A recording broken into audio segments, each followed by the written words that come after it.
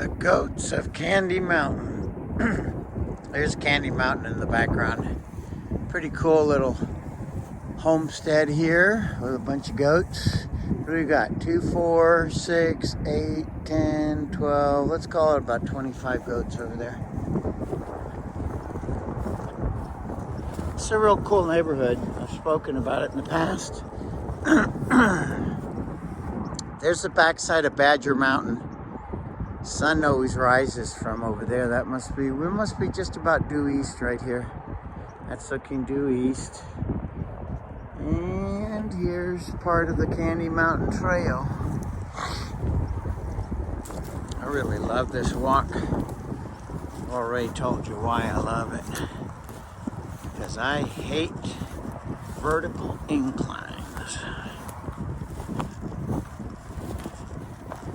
I like a gradual incline.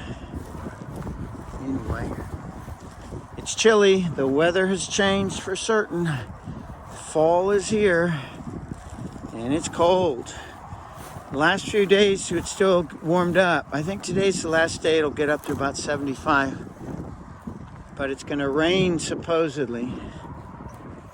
And with it is going to come some cold weather. Our highs will drop by 15 degrees.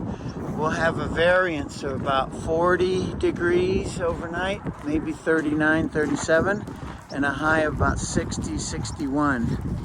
But these warm days are gone now.